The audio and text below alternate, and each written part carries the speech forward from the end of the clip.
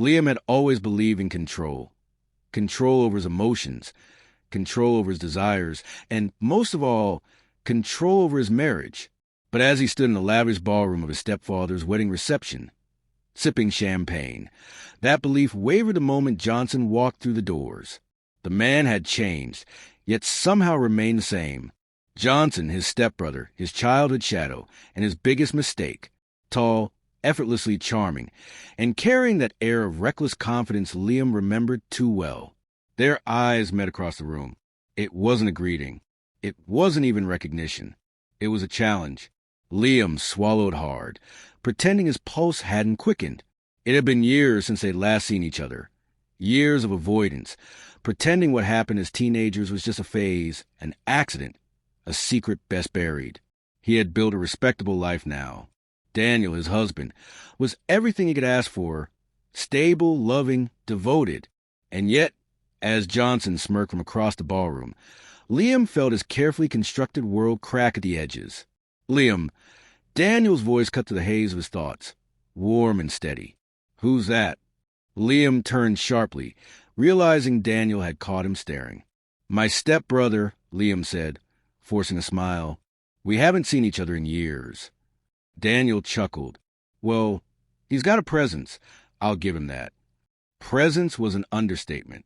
As the night progressed, Johnson closed the distance. He was a force of nature, slipping through conversations, flashing grins, and leaving people his wake. When he finally stopped in front of Liam, the air between them was thick, charged. Married life treating you well? Johnson asked, his voice smooth, knowing. Liam forced himself to nod. Very. Johnson hummed, tilting his head. Good for you. I always thought you'd settle for something safe. Liam's jaw tightened. He knew what Johnson was doing. Digging, testing. He wanted a reaction. He always did. Daniel, oblivious of tension, extended a hand. Johnson, right? I've heard a bit about you.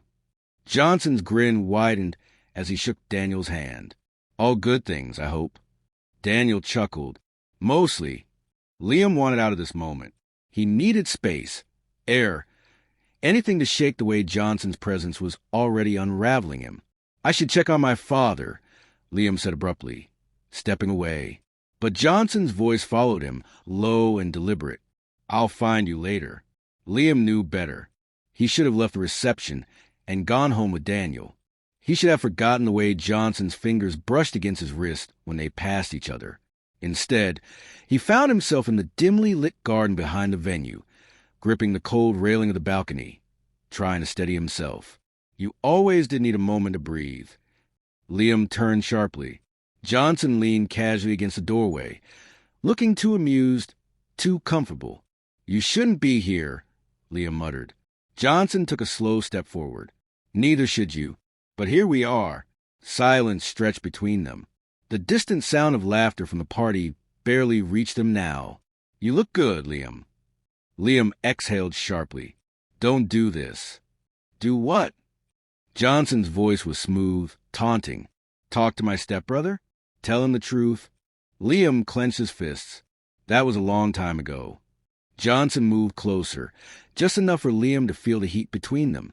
That's what you tell yourself to sleep at night, isn't it? Liam hated that he couldn't answer. He hated that, despite everything, his body still reacted. I have a husband, Liam said finally, as if reminding himself. Johnson's eyes darkened. Does he make you feel the way I do?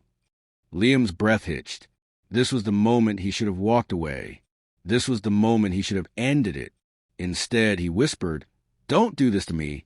Johnson reached out, fingers brushing against Liam's jaw. The touch feather-light but electric. You started this when you looked at me across the room.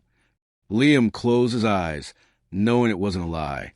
And when Johnson leaned in, Liam didn't stop him. Liam had convinced himself the affair was just one mistake. One night of weakness that wouldn't happen again. But that was a lie. It wasn't just one night. It was a series of stolen moments, hushed whispers, and hotel rooms where he stopped pretending to be the man he was supposed to be. And now, Johnson wanted more.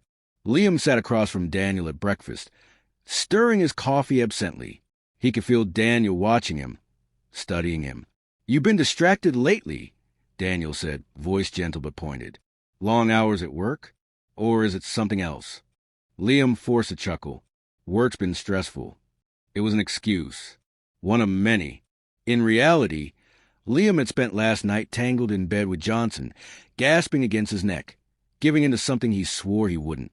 He had driven home at dawn, showered twice, and climbed into bed next to Daniel as if nothing had happened. But Daniel wasn't stupid. Suspicion was creeping into his eyes, into the way he reached for Liam but hesitated before touching him. "You'd tell me if something was wrong, wouldn't you?"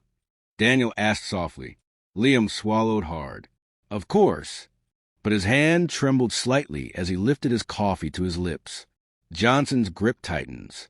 Liam should have ended it. He should have cut Johnson off before things spiraled further. Instead, he met him again. They stood in the dim glow of a parking garage, hidden from the world. Johnson leaned against the hood of Liam's car, arms crossed, watching him with that knowing smirk. "You look tired," Johnson murmured, reaching out to brush his fingers over Liam's jaw. Liam jerked away. "We need to stop." Johnson chuckled. "We won't."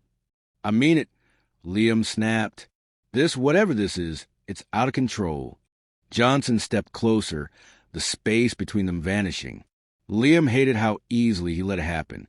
"You don't get to walk away from me," Johnson whispered, voice deceptively soft. "Not after everything." Liam shivered. This was a mistake. Johnson's jaw tensed, his smirk fading. "Then why do you keep coming back?" Liam had no answer, because the truth was he couldn't stay away. The texts started coming more frequently. "Miss me? Tell me you don't think about me when you're in his bed. Does he touch you the way I do?" Liam deleted them every time. But Johnson wasn't just invading his phone. He was invading his life. One night, Liam returned home to find Daniel standing in the kitchen, holding his phone. "You forgot this," Daniel said, handing it to him. "Someone named Johnson called." Liam's stomach dropped. "Oh, he's just an old friend." Daniel's brow furrowed. "He called 3 times. Liam forced a laugh. "Yeah, he's persistent." Daniel studied him, eyes searching. "I've never heard you mention him before." Liam could feel his entire world tilting, the walls closing in. "I don't talk about the past much," he said carefully. Daniel nodded slowly. "Maybe you should." The first threat. Liam met Johnson one last time. At least, he told himself it was the last time. The motel room smelled like sweat and cheap cologne. The sheets were tangled, and Liam sat on the edge of the bed, hands gripping his head. "This has to end," he whispered. Johnson, still lying back against the pillows, exhaled lazily. "You keep saying that." Liam turned, anger finally cutting through the guilt. "I'm serious. I love Daniel." Johnson sat up then, his expression darkening. "Do you?" he murmured. "Because you're here. With me." Liam's breath hitched. "I made a mistake." Johnson's face twisted into something unreadable. "That's all I am to you? A mistake?" Liam didn't answer. Johnson stood, moving toward him, his body radiating something dangerous, unhinged. "If I can't have you," he whispered. Neither can he. Liam's blood ran cold. For the first time, he realized Johnson wasn't just an affair. He was a threat. Liam couldn't escape the feeling that Johnson was everywhere. Even when he wasn't in the room, he lingered in Liam's mind, in the way his skin burned with phantom touches, in the way Daniel's presence now felt like a chain instead of an anchor. The affair was a wildfire, consuming everything in its path. But it wasn't just the guilt that gnawed at him now. It was something darker, sharper, fear. Because Johnson wasn't letting go. Daniel's growing suspicion. Liam sat across from Daniel at the dinner table, barely touching his food. The air between them was shifting, strained, uneasy. Daniel set his fork down and studied him. "You're not yourself." Liam forced a tight smile. "Work's been exhausting." Daniel sighed, leaning back in his chair. "I'm not stupid, Liam." Liam's stomach clenched. "What?" Daniel folded his arms. "You're distracted all the time. You barely sleep. You flinch when your phone buzzes. And you smell like someone else." Liam's throat went dry. "That's not." "Don't lie to me," Daniel's voice was calm, controlled, but there was something underneath it, something cracking. Liam looked away, guilt pressing against his ribs like a blade. He wanted to tell the truth. He wanted to confess everything. But then what? Johnson wouldn't disappear. So instead, he whispered, "There's nothing going on." Daniel didn't look convinced, but he didn't push either. He just nodded once, stood, and left the table. Liam knew what that meant. Daniel didn't believe him, and that was dangerous.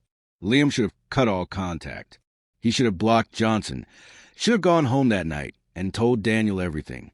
Instead, he found himself standing in a dimly lit parking lot, heart pounding as Johnson leaned against his car, smirking. "You're late," Johnson murmured. Liam exhaled sharply. "I can't do this anymore." Johnson tilted his head. "You keep saying that." "This time, I mean it." Johnson's smirk faded. He stepped forward, eyes dark, voice low. "Do you love him?" Liam swallowed hard. "Yes." A beat of silence. Then Johnson laughed softly. "No, you don't." Liam's pulse roared in his ears. "This is over." Johnson's expression shifted. "Something cold, something dangerous. You think you get to decide that?" Liam took a shaky step back. "Stay away from me. Stay away from Daniel." Johnson smiled then, slow, calculated. "If I can't have you, Liam," he murmured, "he won't either."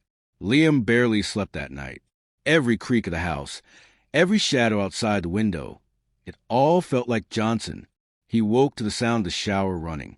Daniel was up early. Liam sat up, rubbing his hands over his face, his mind racing. He had to fix this. Then his phone buzzed. "You should tell him before I do." Liam's stomach twisted violently. He bolted out of bed, panic surging through his veins. He could let Johnson get to Daniel first. The moment Daniel stepped out of the bathroom, Liam was already speaking. "We need to talk." Daniel, towel draped around his waist, frowned. "About what?" Liam's throat tightened. He had to tell the truth. Before he could speak, the doorbell rang. A chill ran down his spine. He knew. Daniel gave him a confused look before heading to the door. Liam followed, heart hammering against his ribs. Daniel pulled the door open, and there stood Johnson, calm, smiling, like he belonged there. Daniel blinked. Can I help you?" Liam stepped forward, quickly. "Johnson, don't." Johnson's smirk deepened. "Oh, so he doesn't know me." Daniel's entire body tensed. His eyes flicked between them, realization dawning, horror settling in. "Liam," Daniel said slowly. "What the hell is going on?" Liam's mouth opened, but no words came out. Johnson chuckled. "Tell him, baby." Daniel turned to Liam, eyes burning. "Baby?" Silence. Crushing, suffocating silence. Then Daniel exhaled sharply. "How long?" Liam swallowed hard. "Daniel, please." "How long?" Daniel's voice cracked, his hands trembling. Liam's vision blurred. "It's over. It's done." Johnson scoffed. "No, it's not." Daniel turned to Johnson then, expression dark. "You're a real piece of work, aren't you?" Johnson's smirk never wavered. "You have no idea." And then, before Liam could react, Daniel lunged. Liam barely had time to register what was happening before fists were flying. Daniel slammed Johnson against the wall, rage bleeding from his every movement. "You think you can walk into my house, into my marriage?" Johnson laughed, even as Daniel's grip tightened. "I already have." Daniel's fist collided with Johnson's face. A sickening crack. Liam grabbed Daniel's arm. "Stop. Just stop." But Daniel wasn't listening. He was past reason, past logic. Johnson wiped blood from his lip, then grinned. "That all you got?" Liam's heart pounded. This wasn't going to end well. He pulled Daniel back, desperate. "He's not worth it. Just let him go." Daniel turned to Liam, pain flashing in his eyes. "Is that what you've been telling yourself?" Liam froze. Johnson laughed softly, stepping back. "See you around, lovebirds." And then he was gone. Liam turned to Daniel, voice shaking. "I'm sorry." Daniel stared at him for a long, excruciating moment. Then he stepped back. I don't even know who you are. The words cut deeper than any knife.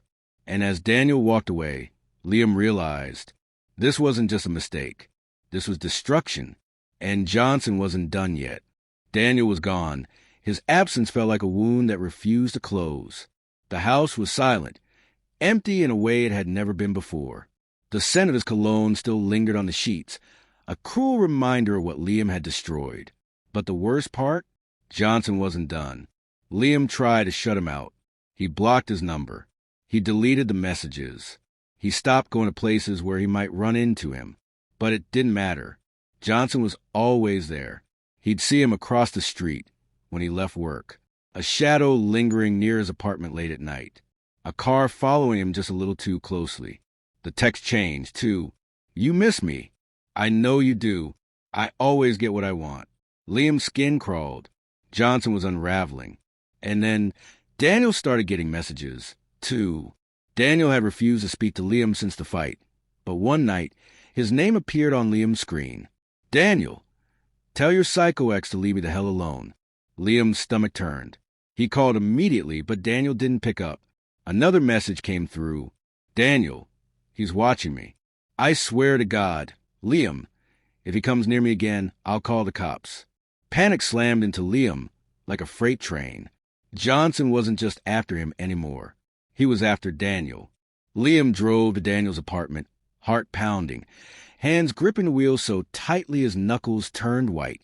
Daniel answered the door, face tense, exhaustion lining his features. You shouldn't be here, he said, but there was something softer in his voice, a hesitation. I know, Liam said quickly, but listen to me. Johnson isn't letting this go. Daniel scoffed. No shit. Liam stepped closer, lowering his voice. He's dangerous. Daniel's jaw tightened. You think I don't know that? He's been leaving notes on my car, calling from block numbers. I don't sleep without a knife by my bed. Guilt slammed into Liam. This was his fault. I'm so sorry, he whispered. Daniel held his gaze for a long moment. Something unreadable passed between them. Then, a loud bang outside. Both of them tensed. Daniel grabbed the knife from the counter, motioning for Liam to stay quiet. Footsteps creaked outside the door. Liam's heart stopped. The breaking point. The door exploded open. Johnson, wild eyes, sweat on his brow, a knife in his hand. Daniel barely had time to react before Johnson lunged. Liam shouted, moving instinctively, but it was already happening too fast. Daniel dodged the first attack, shoving Johnson back. But Johnson was stronger, fueled by something dark, something unhinged. Liam grabbed at Johnson's arm, desperation clawing at his chest. Stop. Johnson, stop. But Johnson's gaze was locked on Daniel. You took him from me, he seethed. You don't deserve him. Daniel sneered. And you do. Johnson lunged again. This time, the knife found flesh. Daniel gasped, a sharp pain sound. Blood bloomed across his shirt. Liam's vision blurred. No and oh. Murder and madness. Daniel didn't fall. He fought back. With a guttural roar, he twisted, yanking Johnson forward, using his own momentum against him. And then, Johnson stumbled. The knife sank into his own chest. His breath hitched, a sound of shock, of disbelief. He staggered back, eyes wide, hand clutching the handle. He tried to speak, but only a wet, gurgling noise escaped. Then he dropped. Liam couldn't breathe. Blood pooled beneath Johnson's body, dark and glistening. His eyes flickered, unfocused. Liam fell to his knees beside him. Johnson, he choked. A weak, broken laugh. Look what you did to me. Liam shook his head violently. No, this wasn't supposed to happen. Johnson's lips curled into something almost satisfied. And then, nothing. The sirens came too late. The police found him, Liam covered in blood, Daniel trembling, the knife lying between them. Questions, reports, a blur of flashing lights and white noise.